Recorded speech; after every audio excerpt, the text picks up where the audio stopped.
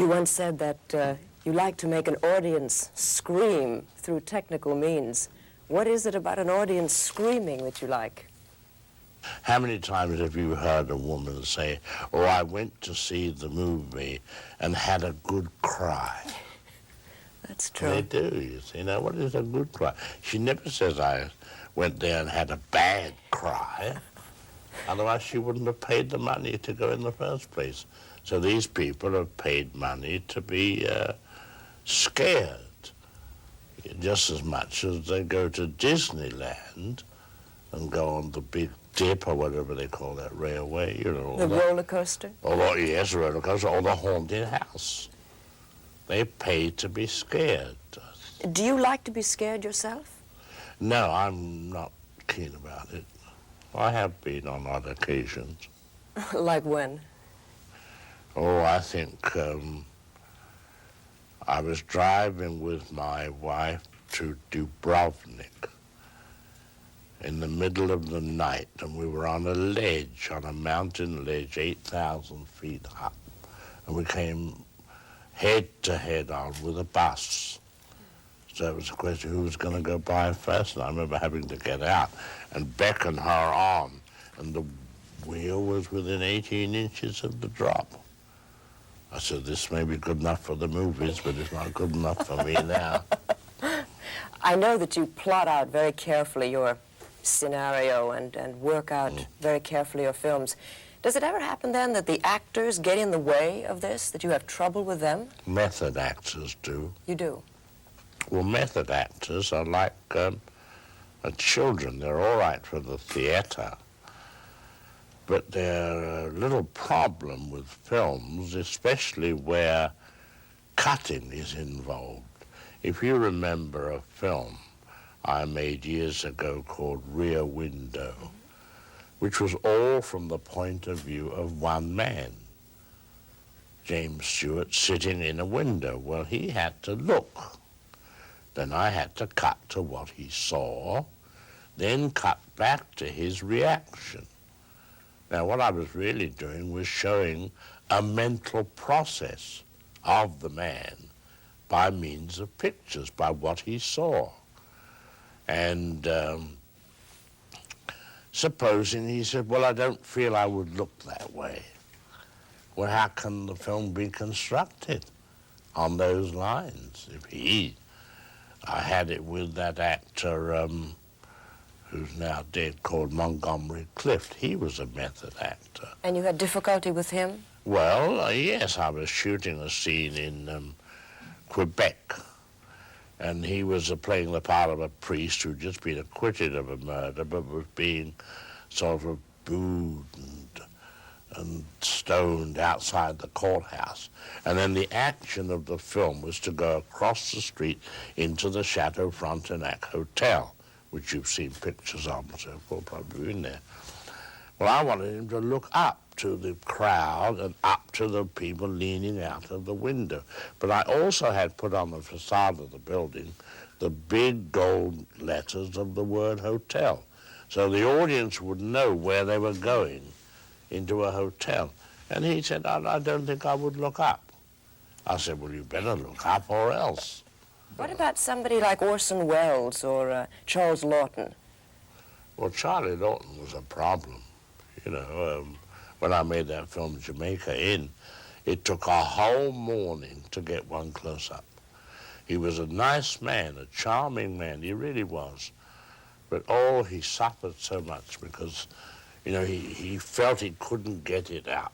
And we were a whole morning on the one close-up until he got up and he was crying in the corner.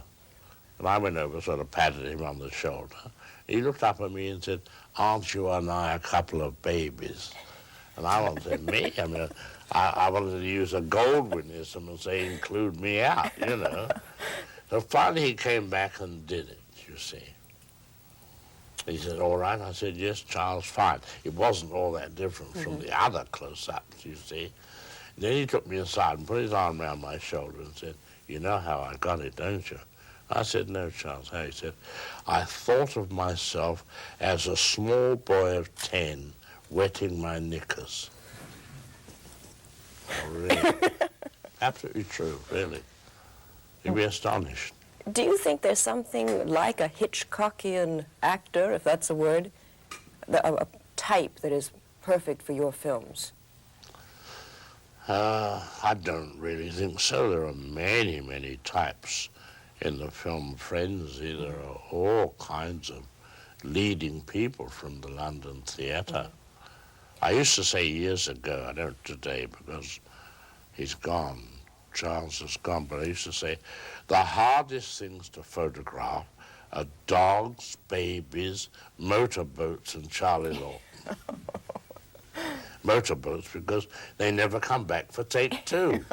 Everybody's gesticulating and so forth, And the they never boat's calmly going on out to sea somewhere. You've used, though, a series of, I guess, what could be described as cool blondes. Grace Kelly, Tippi yes. Hedren, Madeleine Kahn. That wasn't really by design. It was really to avoid the obvious, voluptuous, sexy blonde. Speaking of sexiness, you deal a lot with sexual aberrations and fetishes as subject matter. You feel this is a good subject matter for suspense? Well, suspense it doesn't relate really to that. Then why would you Suspense use these? relates entirely to causing an audience to go through emotions and can only be arrived at by giving them knowledge. Most people get confused between the mystery story and the thriller and the suspense story and the whodunit. See, Well, what is the the difference? whodunit, there's a big difference. The whodunit, you see, is a intellectual exercise like a crossword puzzle. When you buy a whodunit, you're terribly tempted to look at that last page, and you don't because you feel you've wasted your money or be disappointed. But the suspense story is giving the audience full information before you start. In other words, there is a bomb under these seats. Tell the audience that, and they will scream out and say, get out of there, get out of there. How about in Notorious? Could you describe the buildup of suspense there? Well, no, that wasn't really, the suspense there was, how soon will Claude Rains find out that the woman who was the daughter of an old friend is an American agent? We all know it. We were told at the beginning that she was working with Cary Grant. Then you had the added fact that Cary Grant was in love with her. And yet in the course of his job, he literally had to put this woman into the arms of another man. So that was your emotional story, but your suspense story, which built up to its climax, when they just then, in the process of which you come to the moment when it says, Mother, I'm married to an American agent. Now they know they've got to get rid of her, but they've got to get rid of her surreptitiously.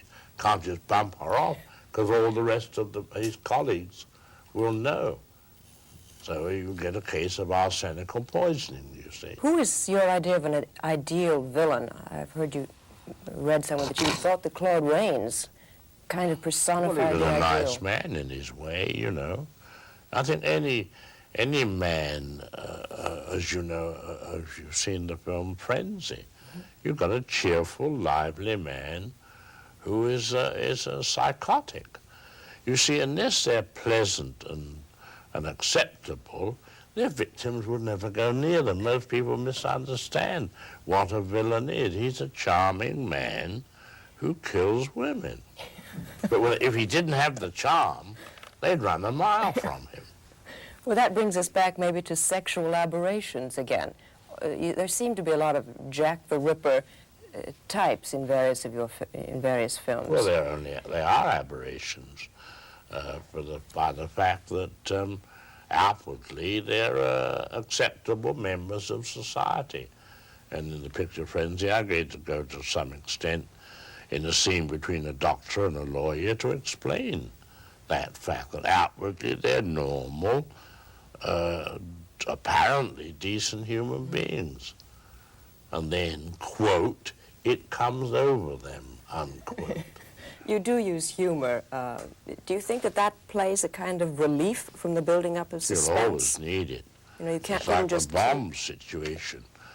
If you have the bomb, you must never let it go off, because if you've created suspense with the audience, then you must relieve it. For instance, I think in the 39 Steps, when Madeleine Carroll is in the train compartment and she gives the hero away after you feel she's not going to. Oh, well, that's true. Wouldn't you if a man burst into the apartment? In the movies, of course, she'd return the embrace, you see. But then I don't believe what they do in movies is always correct. I'm a believer in humor. I mean, who wants to fill a film always with, heavy going? It's like the poor housewife, and those pictures that are heavy-handed, I call them sink-to-sink pictures. Because here's the poor housewife washing dishes at the sink. The husband returns from work, looks at this slightly forlorn figure and says, look, dear, why don't you dry your hands, go up and put on a nice, clean dress, we'll get a sitter, and we'll go out and have dinner and take in the movie. And she said, that'll be wonderful. Takes her apron off, goes upstairs, they get the babysitter, they go out, they have dinner, he parks the car, they go in the movie, and she sits and looks at the screen, and what does she see? A woman washing dishes at the sink. Yet they make those movies, I mean, the sink symbolizes the kind of heavy-handed movie that's made. Sometimes I made them myself under certain circumstances, but who wants to? What about in North by Northwest? That also Well, that's has a all sorts of- fantasy, And what about the humor that's in North by Northwest? Can you describe a little bit the various things that you use Well, there? I mean, there's the humor of Cary Grant being made drunk and goes on a wild ride in a car, And there's a certain amount of wit on the part of he and the girl, so forth. Let's get back to suspense again. Can you describe a little bit the build-up of suspense in Spellbound? Well, in Spellbound, you start, of course, with a mysterious figure. Spellbound was based on a novel which we didn't use. It was called The House of Dr. Edwards. And it was the story of a doctor taking a patient to a mental institution. Although I never used it in the film, I wanted one of the men in the dining car of the train, and he saw a fly crawling across, to take the fly and put the wings off. And the other man said, oh, I wouldn't do that if I were you. And the point was that I didn't know which was the crazy man who pulled the wings off, the doctor or the patient.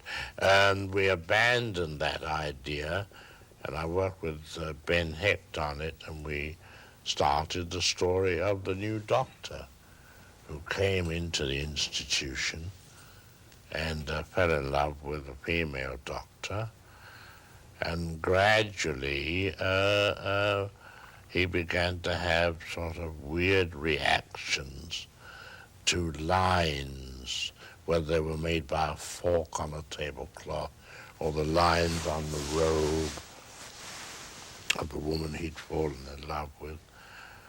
But gradually, of course, it in a way was a mystery, but it was a mystery with certain overtones of psychiatry in it, you see. And it was almost like